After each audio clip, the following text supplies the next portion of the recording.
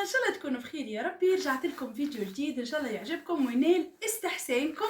اليوم ان شاء الله الفيديو كالعاده باش يكون روتين تنظيف اعمال الناس اللي اكل تحس روحها باخله. صحيح النهار اليوم مطر ونهار ركشه ونهار واحد ماذا بيه راهو تحت الكوفيرتا، اما هذا ما يمنعش اللي لازمنا ننظفه ولازمنا كل يوم نعملوا الروتين متاعنا من ياسر شوي. مانيش بالطبيعه باش نسايق ونشوفوا الماء من اصله، خاطر حتى هكا نفس النية تشوف الماء تحس روحك بردت وماذا بيك ما تعمل حتى شيء. لا، جست باش نعملوا الحاجات العاديه، التنظيف متاعنا العادي متاع كل يوم. انا الحقيقه اليوم خرجت لحرزون 6:30، عندي قضيات حاصلوا في وسط البلاد، خرجت فما عملت حتى شيء، جست طويت الفرش هذايا يعني الغطاء اللي كنا نتغطوا به، وكانت محطوطه الدفايه ديجا اللي فرشتها معاكم اخر مره في الفرش، ما هكا ايسم كب عليها شويه ماء، رصت لي طلعتها شيحه وكشويه ان شاء الله باش نهبطها ونفرشها. وعندي زاده شويه دبش باش نطويه معاكم.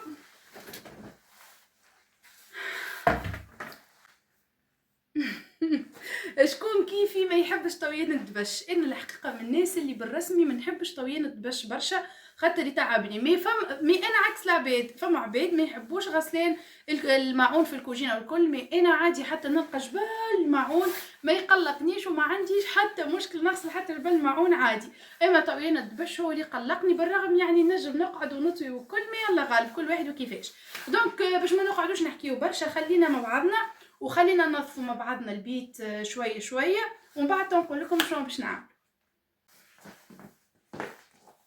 اول حاجه باش نبدا بها وهي الطوينه نتاع الدبش، خلينا نرتاحوا منه.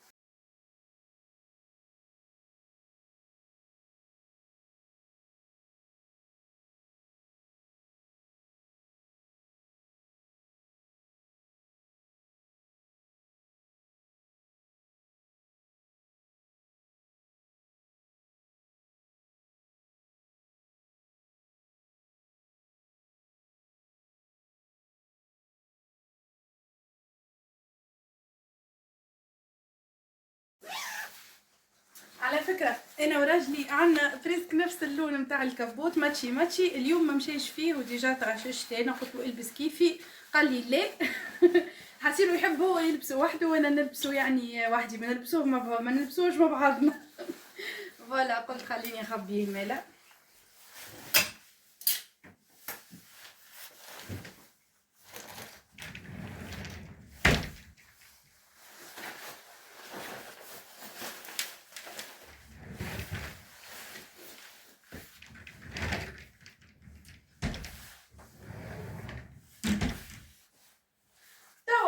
نتعدى الفرش ما فيهش برشا حاجات، جست باش نعمل له نفضه هكايا.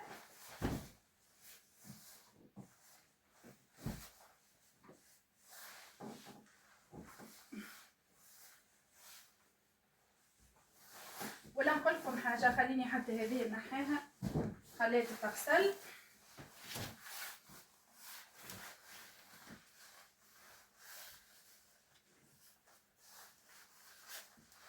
حسيلو الصابون ما يوفيش بالكل، خليني نقلبها.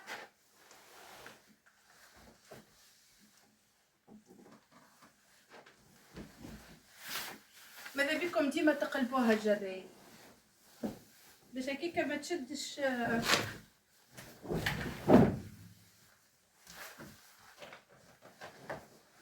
ما تشدش فورمه واحده، فهمتوا؟ شوف شي قلقني الكبوت.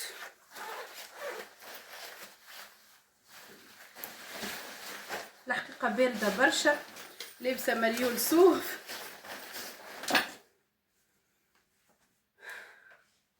توا على الاقل واحد ينجم يتحرك مرتاح. توا جست باش نحط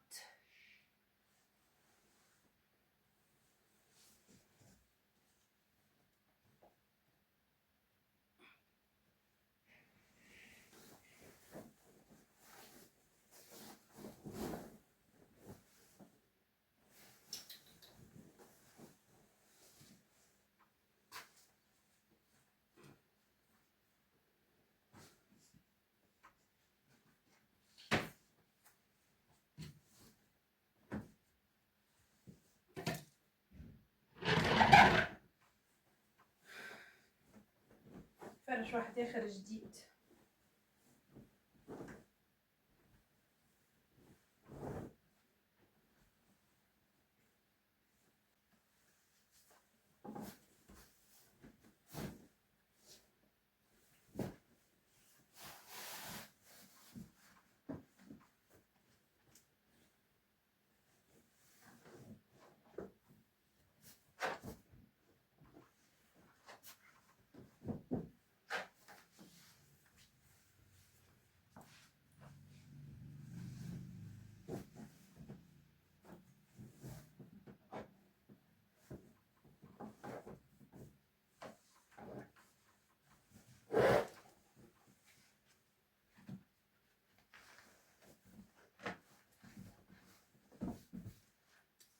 طبعا خلينا نمشي نجيب الغلاف.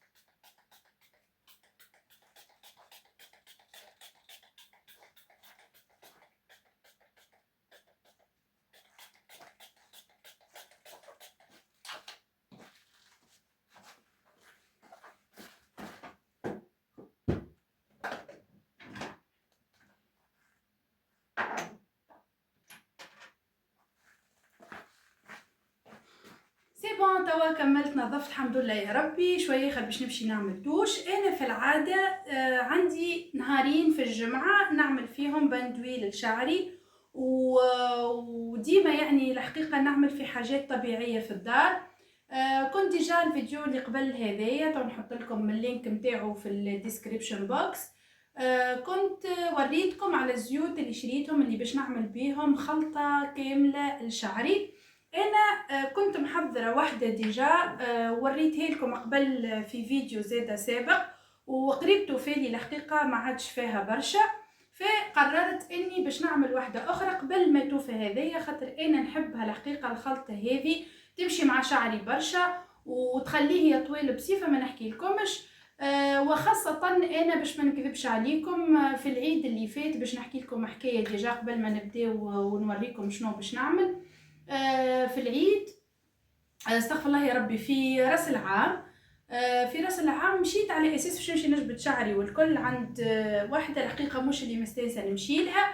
فكي شافت شعري قالت لي راهو حسيته مطرشق شويه في البوانت من اللوطه بالكل، فخليني نقص لك فيه شويه. فانا قلت ميسالش يعني ماذا بيا انا بطبيعتي كي يبدا الشعر مطرشق ماذا بيا انه باش تنقص لي فيه شويه. فما رعني الا لقيته في الدار الحقيقه غاضني على الاخر، ووصلت اني حتى بكيت. بالحق بكيت على شعري، على خاطر انا من الناس اللي نحب شعري ديما طويل ونحبه ديما هكا يعني لاهيه بيه والكل. فبعد التعب هذاك الكل ما رعني الا لقيت شعري قصير على الاخر وهلكتهولي ماهوش حتى مقصوص مستوي والكل. فما نكذبش عليكم عبارة دخلت في ديبرسيون، قعدت 3 ايام متقلقه، وكل ما نشوف شعري نتقلق وبطلت وقلت ما عادش باش ندوش شعري، ما عادش نغسل شعري وما عادش باش نمسه جمله وما عادش باش نعمل حتى شيء، وهلكت لي شعري والكل. اما من بعد قلت ميسالش تو كيما تلهيت بيه قبل نرجع نتلهي بيه توا. في الحقيقه متاع ربي غادني برشا، اما ميسالش لعل فيها خيره. وهذاك شعفه وتوبه، كان انا مازلت باش نمد شعري الانسان ما نعرفوش ولا نعطي الشعري الطفله ما نعرفش ما نعرفش كيفاش باش تهلك لي شعري جمله جمله جمله، اني مازلت باش نمد شعري لحتى انسان. الحاسيلو كما قلت لكم بالنسبه للدبوزه هذيا قريب توفى، هذايا ديما نعمل فيه الباندويل قبل ما ندخل ندوش. توا باش نحضروا مع بعضنا خلطه بالحق فيها توسكي حاجه باش تقوي الشعر باش تكثف الشعر، وهذاك احنا توا شنو حاجتنا. دونك بلاش ما نطول عليكم، خلينا نبداو في الفيديو. هاكم تشوفوا في لي زانغريديون الكل قدامي. قبل ما نبدا نوريكم في الخلطه حبيت نقول لكم اللي انا شريت شامبوان واحد اخر اللي هو شامبوان كولاجين، زاده كيف باش يقوي لي شعري، فخديت النوعيه هذيا اتو نوريها لكم يعني فيديو تصويره قريبه. وتوا خلينا نبداو نحضروا مع بعضنا الخلطه السحريه اللي بالحق باش تخلي شعركم يطول على الاخر، خاطر ديجا انا مجربتها ومشيت معايا فقلت خليني نفيدكم بها. هو الشامبوان اللي كنت حكيت لكم عليه هذايا اللي بالكولاجين. كالعاده كما قلت لكم ديما انا ناخذ الشامبوان اللي ما فيهش صوديوم، ما فيهش بارابين، ما فيهش سلفات وما فيهش سيليكون. فوالا دونك هذايا صنع تونسي ديجا هكا محطوط عليه اللي هو صنع تونسي.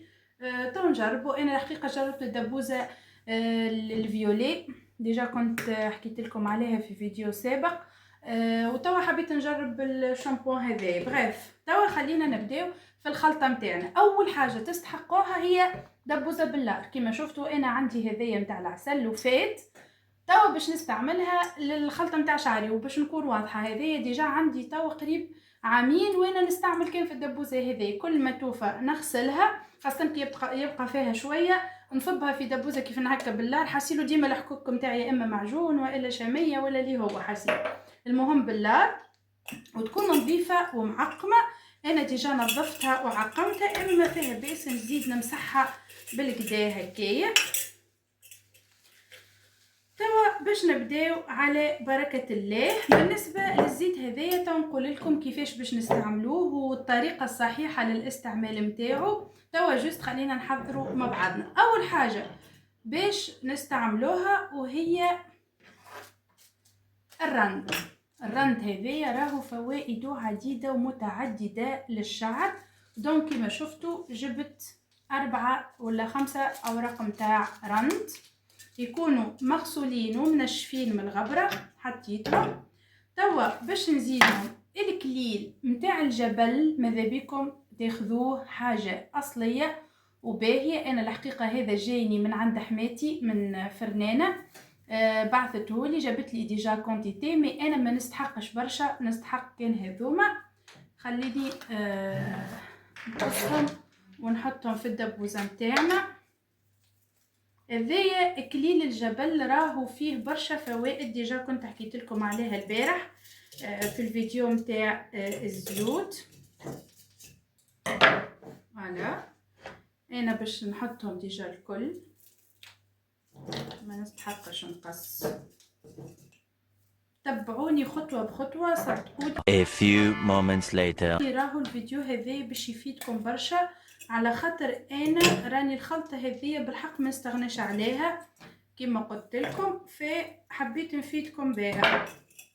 ولا تنعمل لهم هكا ذوما باش ما تكثرش.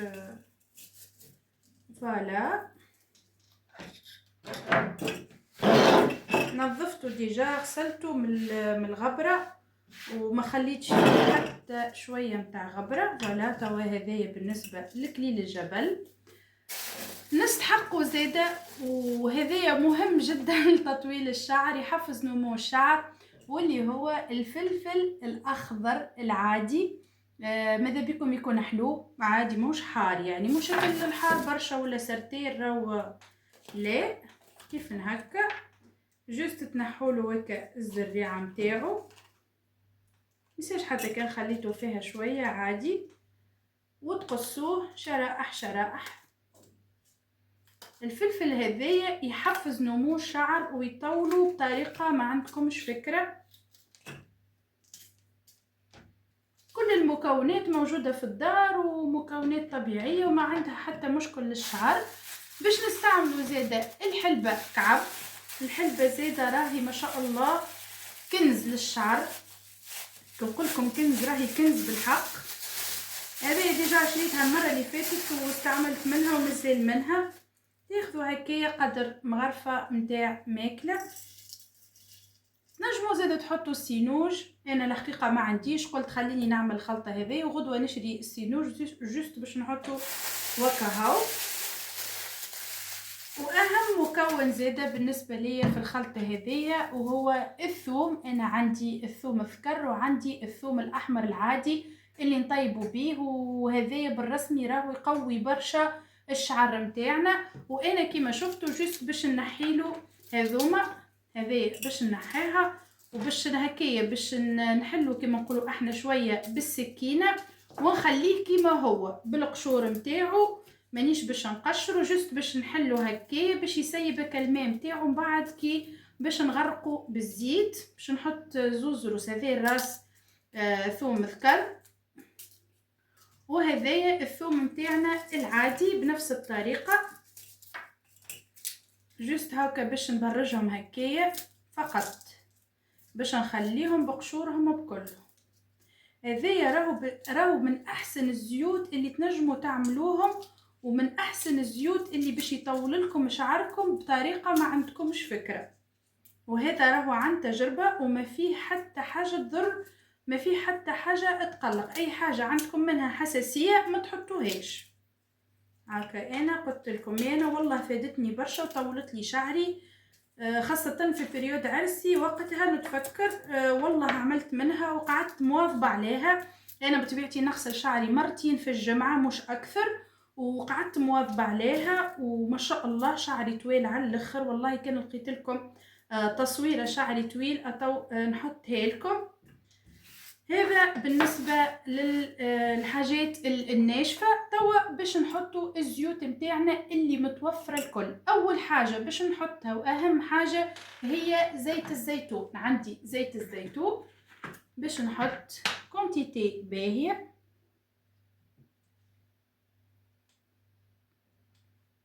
هاكا حطيت كونتيتي ما شاء الله. وعندي زاده زيت مهم على الاخر ودوال كل شيء مش كان للشعر ومانيش باش نحط منه برشا على خاطره قوي. عندي زيت القضوم. زيت القضوم هذا زاده الحقيقه بعثته لي حماتي. هذايا زيت القضوم الاصلي حسيلو. هذايا نود بيه الانسان دوال كل شيء، دوال الكحه، دوال الصدر، دوال اذا كان تحرق العبد ولا حاجه لطف عليه، دوال كل شيء. فباش نحط منه شويه زيت القذوم مش برشا. وتوا باش نحط هكا الزيوت اللي كنت شريتهم معاكم ووريتهم لكم ديجا في فيديو اللي هبطته لكم اخر مره. اول حاجه باش نحط من العشر زيوت هذايا اللي فيه زيت الخروع وزيت جوز الهند وزيت السمسم. حسيلو فيه 10 زيوت مهمه جدا للشعر باش نعمل قدر الغطاء هذايا متاع الدبوزه. ميساج خنزيد شويه، زوز خطوات حطيت بالضبط هاكا اللي باش يتبع الطريقه بالضبط يعني هاكا. Oh my god. باش ما تقول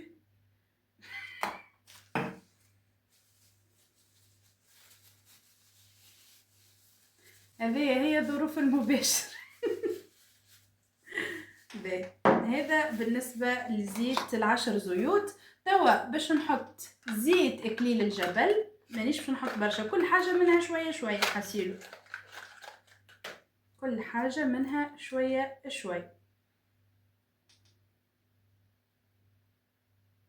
حطيت تقريبا 10 قطرات. وباش نحط بذور العنب اللي من احسن الزيوت زاده للشعر. حسيلو اي حاجه نقولكم عليها راهي مفيده، راهي باهيه برشا للشعر، وعملت عليها ريشيرش وشفت يعني على جوجل وما فيها حتى اضرار. هذا بالنسبه لزيت العنب، قلوب العنب. حسيلو نحط شويه شويه بالعين مش بالضروره. هذايا العود قرنفل ما تكثروش منه برشا، وماذا بيكم تجربوه قبل ما تستعملوه على بشره باش تشوفوا اسكو تتحسوا منه ولا لا. باش نحط منه زاده شويه، ديجا هكا حاطين لكم الوحده هذيك جست باش تحط قطرات مش برشا. باش نحط تقريبا 5، 1 2 3 4 5. حطيت 5 قطرات من عود القرنفل.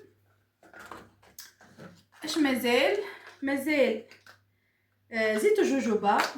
هذايا يخلي شعرك بالرسمي عباره حرير. هذايا زيت الجوجوبا. حسيلو توا قاعده نحط في الخلطه هذيا وريحتها ما شاء الله، ريحتها ظاهره يعني كلها منافع وكلها حاجات باش تفيدكم. وبالنسبه لاخر زيت وهو زيت الارغان.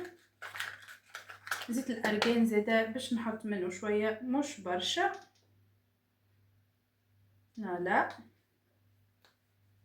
وبهكا تكون الخلطه متاعنا حاضره، مانيش باش نزيد حتى شيء. دونك فوالا توا خلينا نخلطوا المكونات الكل مع بعضهم. حسيلو ما شاء الله ريحتها ياسر بنينه. كما قلت لكم تنجموا تزيدوا شو اسمه السمسم، كما تنجموا تخلوها هكا بالضبط. انا بالنسبه ليا هذيا ما شاء الله عاونتني برشا في شعري ومشيت معايا برشا وياسر محلاها ومفيد بها الناس الكل، وماذا بيكم تجربوها.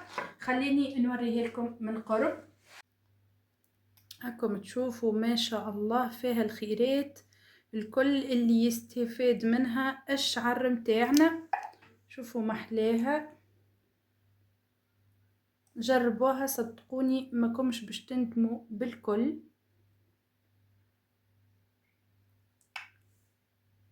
توا حبوباتي باش نحكي لكم على طريقة الاستخدام. اولا هذه الخلطة باش تقعد مخبية في بلاصة ظلام، ماذا بيكم تحطوها في بلاصة ما تشوفش الشمس. انا الحقيقة نحط فيها في القجر متاع الكوافوز متاعي اللي ديجا ما نستعملش فيه لوطة بالكل. هاكا ساعات نعمل لها ساشي والا ساعات نغلفها بالالومنيوم ونحطها في القجر متاع الكوافوز ونخليها مدة 3 أسابيع. كل واحد شنو يحب. انا نخليها مده 3 اسابيع باش لي زانغريديون تاعها الكل يتشربوا في بعضهم.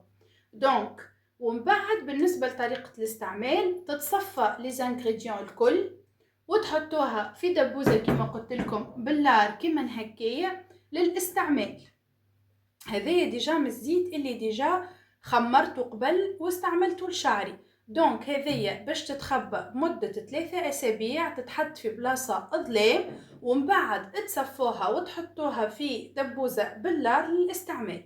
بالنسبة للاستعمال ماذا بيكم تحطوا كونتيتي صغيرة مش كبيرة برشا، راهو كل ما تزيتوا الشعر أكثر كل ما يتيح شعركم أكثر وكل ما يتهلك أكثر، راهو مش الفايدة في صبين الزيت، لا ماذا بيكم تحطوا كونتيتي صغيرة على شعركم وتعملوا هكا الموفمون سيركولير لهنا في الجذور وكهو. هذاك المطلوب منكم، وماذا بيكم تستعملوها مرتين في الجمعة، راهو كافي ووافي باش هكاكا تصلحوا شعركم. المهم المواظبة والاستمرارية، هذه أهم حاجة. دونك هذا بالنسبة لطريقة الاستعمال، وهذا أنا كيفاش نستعملها، وهذا هو المفروض كيفاش نستعملوها. دونك فوالا حبيت اليوم نفيدكم بحاجة. دونك نحب نقول لكم لهنا وصلنا لنهاية الفيديو، ان شاء الله كنت خفيفة عليكم. اي سؤال تحبوا تسألوه لي تنجموا تكتبوه في خانة التعليقات. نحب نقول لكم راني نحبكم برشا. اتري بيانتو ان شاء الله في فيديو جديد. باي باي.